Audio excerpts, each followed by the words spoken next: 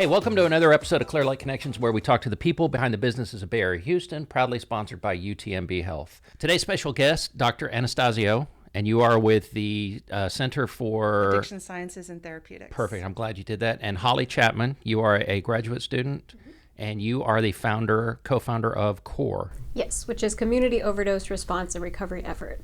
Okay. So today's topic, it's kind of a heavy one, right? The opioid crisis. We've heard about it in the news. Give us a little background first on where we are with that, and then maybe talk about it regionally and what we're seeing here. Sure. So we want to first start with what are opioids. And so our body naturally makes opioids in response to normal behaviors, eating, socializing, even exercising. You might have heard of the runner's high, the endorphins. And what those opioids do is they help alleviate pain. They also help create this sense of calm and euphoria. But at higher doses, it can lead to respiratory depression, nausea, constipation. You also have substances, other opioids, that act in the brain and the body. And these would be sort of medications for pain. So you've heard of morphine, oxycodone, Vicodin, even fentanyl. And then you have illegal substances like heroin and illegally manufactured fentanyl.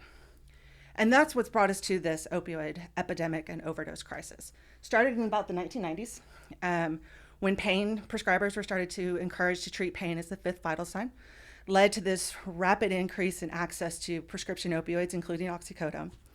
In around 2010, we saw this precipitous rise in heroin overdose deaths. And about 10 years after that, we're now in the third wave of the overdose crisis, which is being driven by fentanyl and illegally manufactured fentanyl. So, Holly, we want to talk a little bit about some of the stats of where we're at in our area.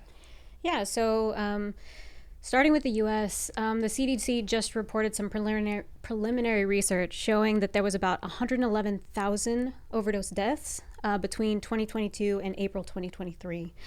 If we come closer to Texas, those stats are about maybe 3,000 within the past year, just for Texas alone.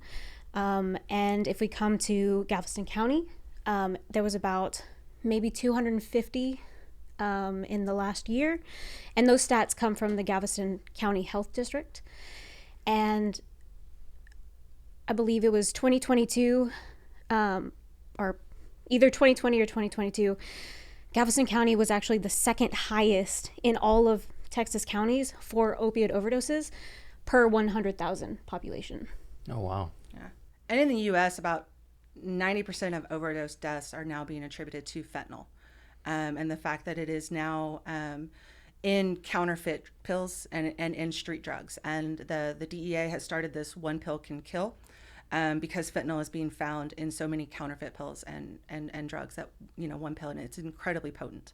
Yeah, and talk about the potency. I mean, Sure. people, it's hard for people to picture how little of it takes to kill somebody. What kind of visual would you use to describe that amount? Yeah, exactly. So if you think about the end of a lead pencil, a number 2 pencil, about 2 milligrams of fentanyl will fit on the end of that lead pencil, and that's a fatal overdose. Now, so fentanyl, you hear about it all the time now. A lot of it's being made illegally. What was the purpose of it when it was made legally? Yeah, so fentanyl is used for treatment in severe pain. Medical professionals, it's still, approved for treating severe pain as well as with surgery and post-surgical pain.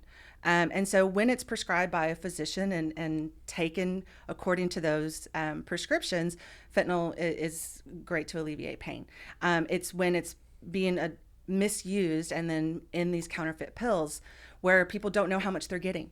And I think that that's what is so frightening about fentanyl is there's no control in the street drugs or the counterfeit pills about how much of that dose is. And as Holly mentioned, it just takes a very small amount of fentanyl relative to other opioids to cause an overdose. Yeah, and they're finding about 6 to 8 out of every 10 pills that the DEA is bringing in, they're finding fentanyl in that. Just in random pills Any that random they're pills making. that are being pressed. Right. I mean, that could be people buying, Xanax on the street or any Cocaine, methamphetamine, all of those. Anything is being contaminated It's with being fentanyl. laced with it, or Absolutely, yeah. Yep. on purpose, or maybe just accidentally, or There are many different rationales behind what it's happening. So because fentanyl is so cheap and easy to make, and can be transported very easily because you only need small amounts for, like I said, a fatal overdose. And just the chemistry behind fentanyl, it aggregates to itself, so they may not even know how much is going into each pill. So we have two organizations represented here that have different responses to what's going on.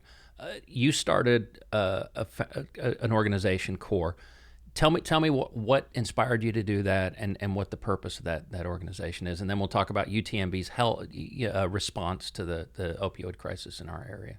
Yeah, so I've always been interested in addiction or substance use disorder research, and that has been basically my career for the past 7 to 8 years now.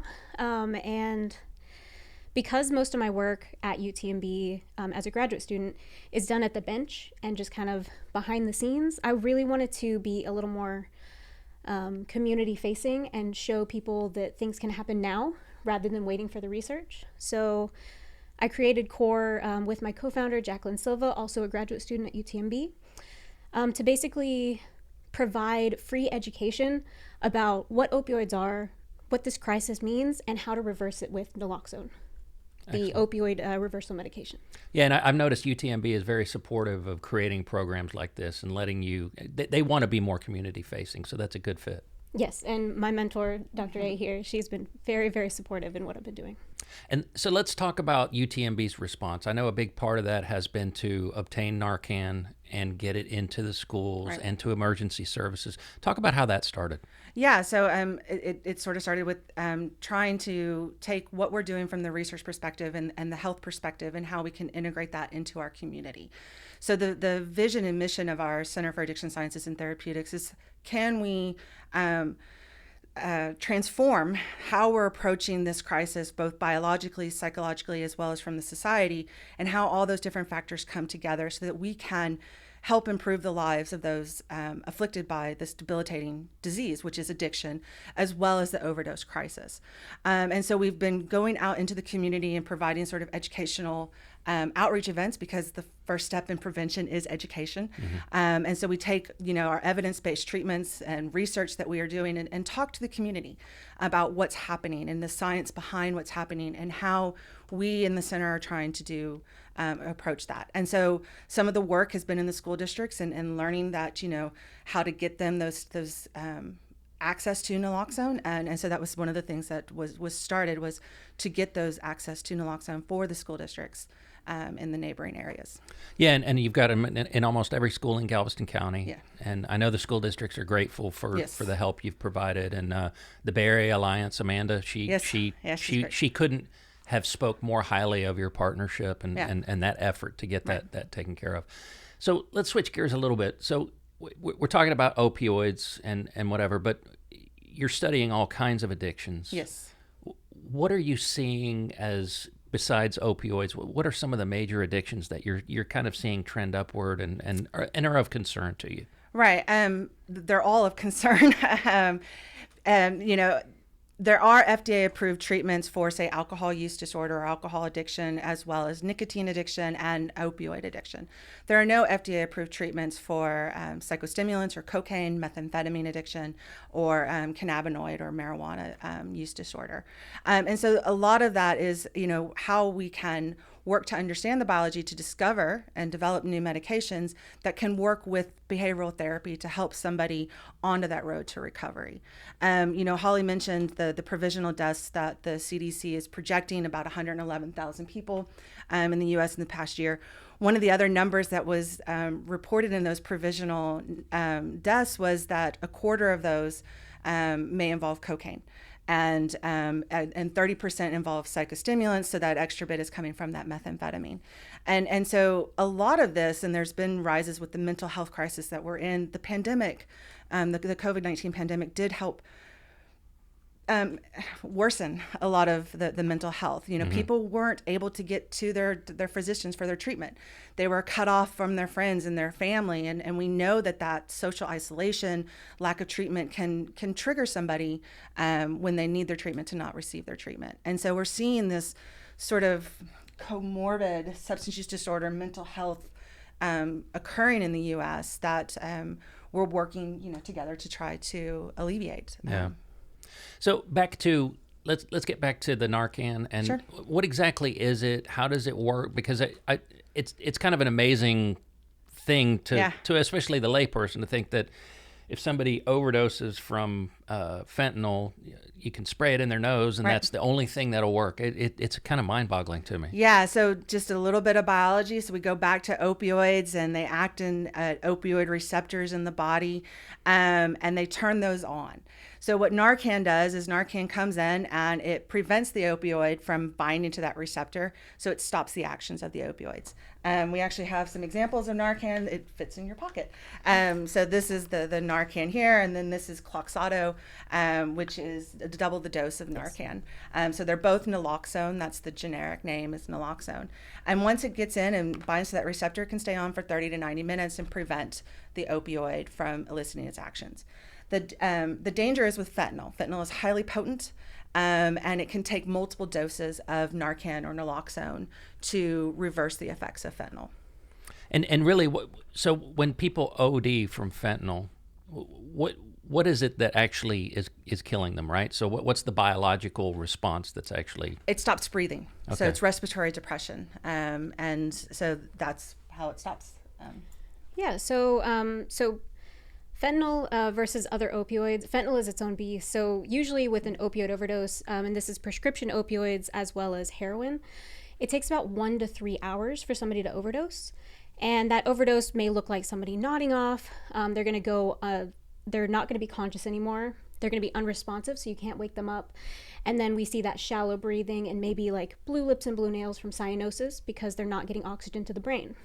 With fentanyl, people are down in 1 to 3 minutes. Oh, wow. And it may, at first, look like a mini seizure because their body's going to start shaking because their muscles are actually going to go rigid.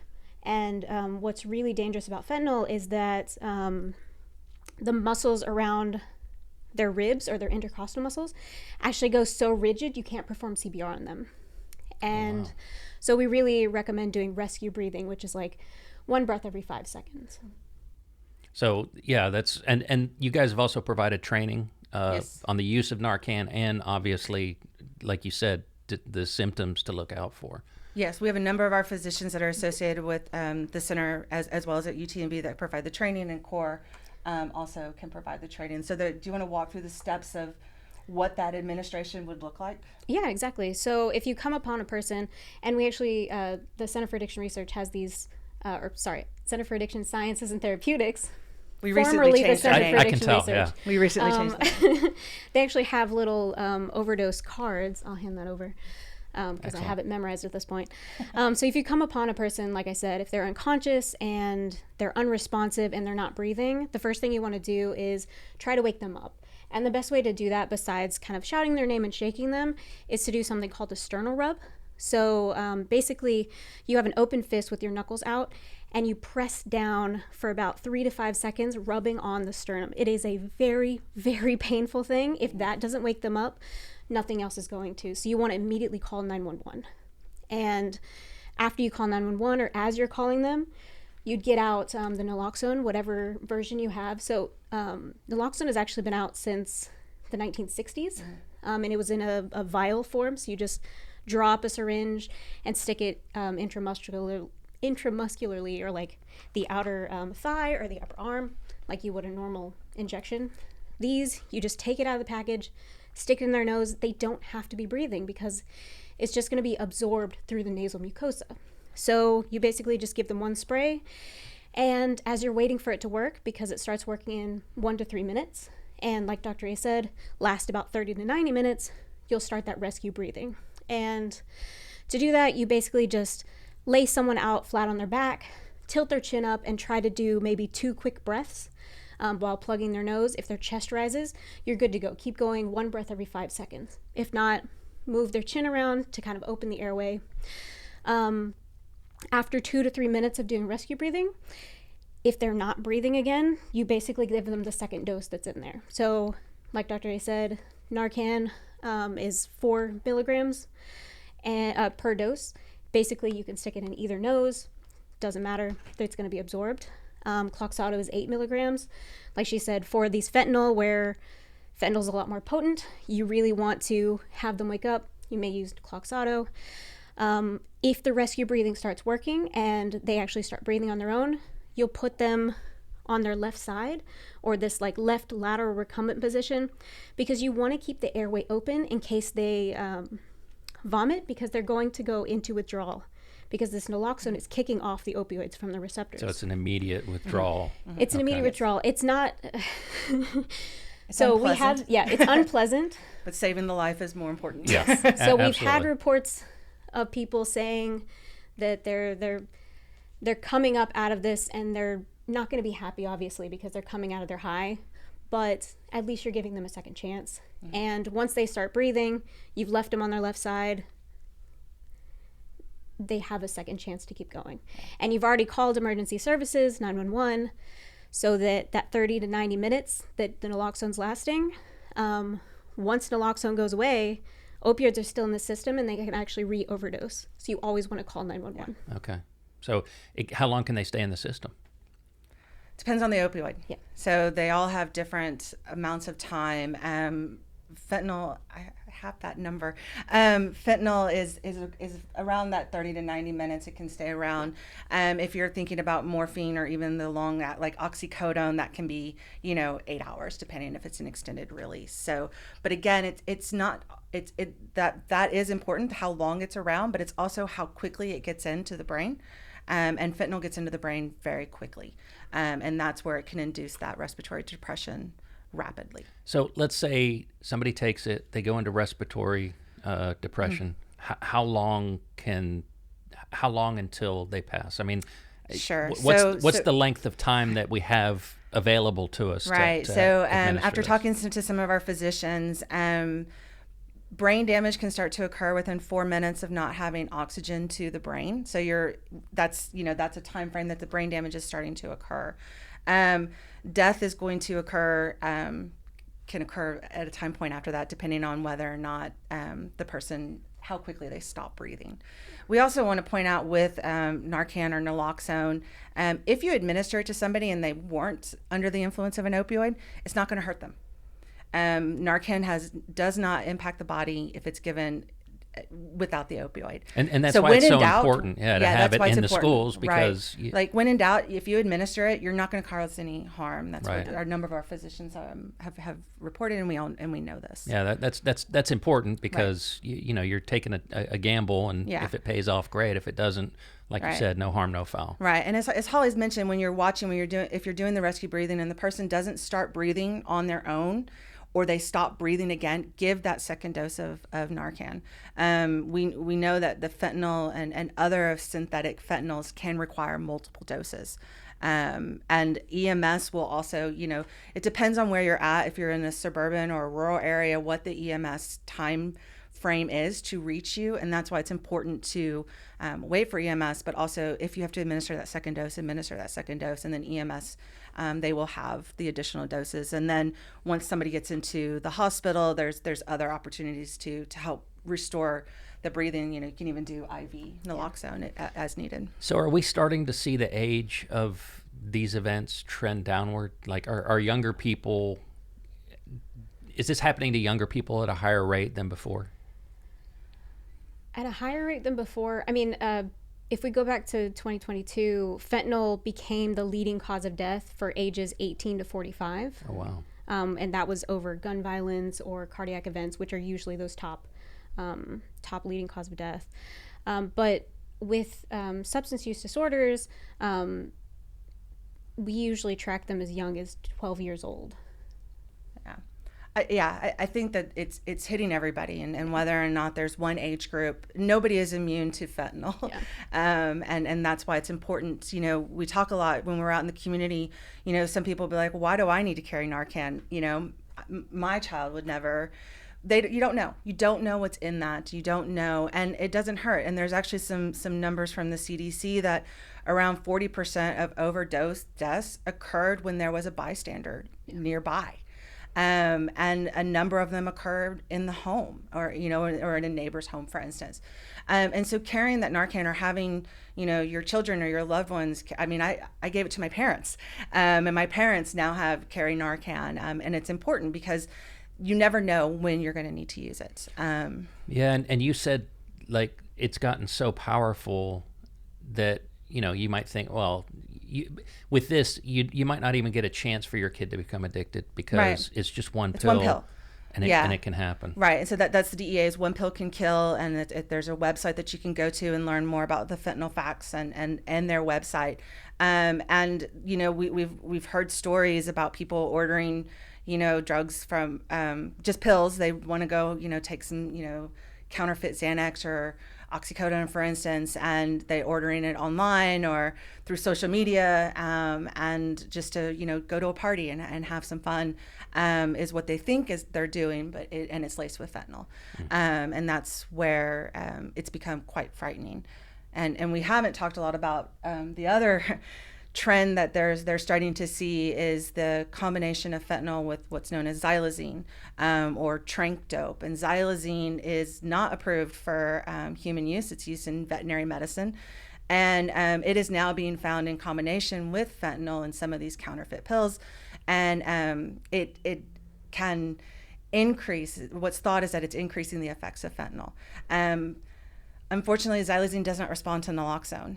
Still give the Narcan because it'll block off the fentanyl, but that's some trends that we're seeing out there. Here in our area? Don't know if I've seen the numbers. Did you find? At least in Houston, they're starting to see it in Houston, but it's in our neighboring states. Yeah, that's really where it is. Because that's the zombie drug, right? Zombie drug, Yep. trank. Yeah. It's also known as trank dope or trank, or the zombie. That stuff is, and it can cause the lesions, the skin lesions. But if you're interested, Google it. If not, don't, because you'll be. It's horrific seeing these people. I made the mistake of Googling it, and you see these people just bent over. Yeah. It's used for veterinary medicine. It's not approved for human use. Oh, I could see why. Yeah. And so that's on the rise now. Yep. Yeah. And it's only a matter of time before we start seeing that locally. Yep. So you had said you gave Narcan to your parents. Yeah. So I'm assuming it's over the counter at this point. So tell us how you get it, how much it costs, and kind of how long it lasts, so that, if we're going to keep it fresh, and if we're going to have it, we might as well have working formula and not let it expire. Yeah, exactly. So naloxone is available in 3 to 4 different versions. So it's available as a vial that you pull up into a syringe, and you can inject that intramuscularly. That's about $6.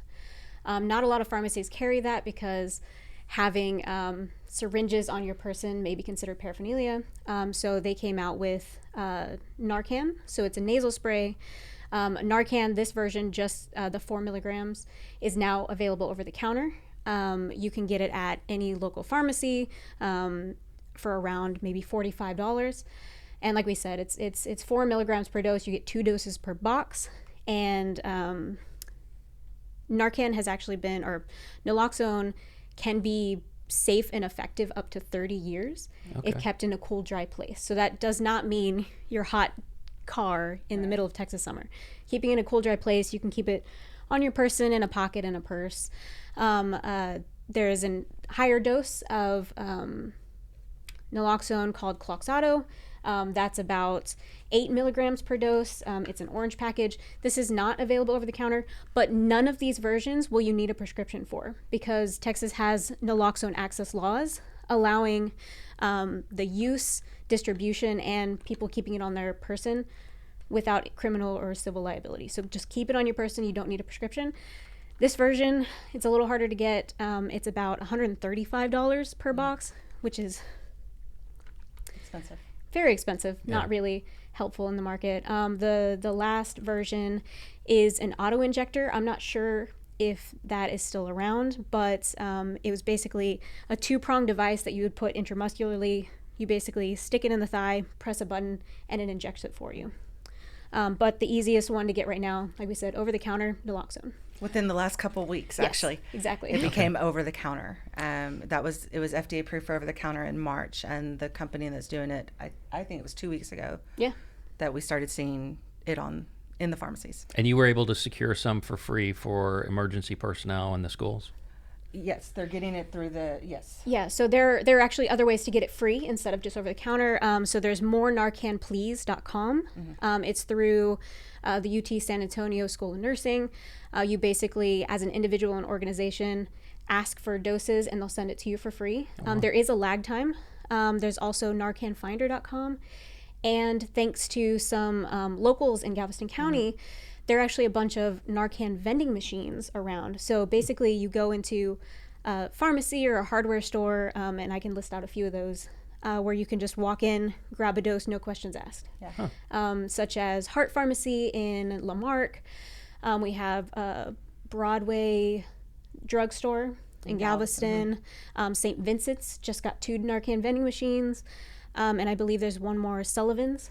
Yeah, Sullivan's. Yeah, and all of this is due to the really hard work of Les McColgan and company. Okay. We get asked about where they can get treatment for substance use disorders in the area, and one of the important numbers, if you're looking for that, would be the national resources, the Substance Abuse and Mental Health Service Administration, and their phone number is 1-800-662-HELP or 1-800-662-4357. And there are other different treatment options in the Houston area if people need it. Excellent. Yeah. And additionally, I didn't mention CORRE, but CORRE, we have a website if you want to get trained. We've trained anyone from high school students, parents, all the way up to the Galveston County Health District and Police Department. So corre-app.org. You can just request free education through us. And that's 2 R's. Yes, Two 2 R's. R's, yes. Yeah. CORRE-app.org. Yeah. Awesome. And UTMB physicians are available as well. Excellent. So just reach out and we're happy to help.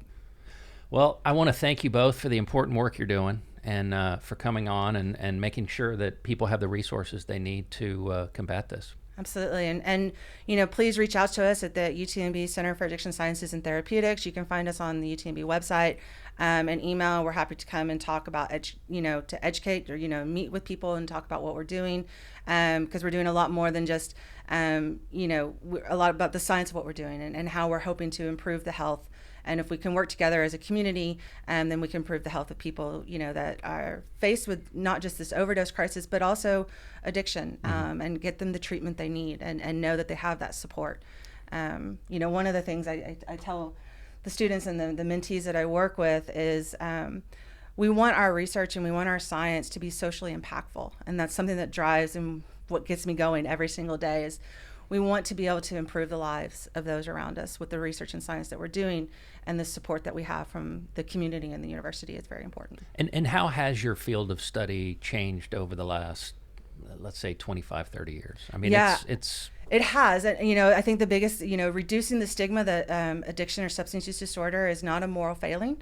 I've worked with people and I've known people who had who suffered from, this person actually suffered from cocaine addiction. And I've told Holly this statement before, and it stuck with me. This person told me, I chose to use cocaine the first time, but I never chose to become addicted to it. And that was very powerful. This is a disease. We know it's a brain disease. And there's a number of researchers across the world that are, showing this. I think the future of where we're going is we hope is precision medicine. Can we understand that each individual might need a tailored treatment plan? And some people might need one plan early to maintain abstinence and late, and having that fluidity, as I mentioned earlier, it is a chronic relapse disease, and relapse doesn't mean that treatment failed. Relapse can mean that we need a different treatment, we need a different approach, but we need to support this person because it is a long road to recovery. Yeah, and you mentioned that and you both hit on it, that it's a community thing. Mm-hmm. It's the whole person. You're not just treating the symptoms. Right. My dad was a recovering alcoholic, and it was the support system that kept him. And congratulations to him. Yeah, he was able to keep doing that and then mentor other people, and so it's good to hear when science and doctors talk about the whole person and not just their narrow field of study. Right, and it's there's going to be a combination of medications, of behavioral therapy, and the society support, and the family and the friends support. Well, thank you so much. I've really enjoyed this.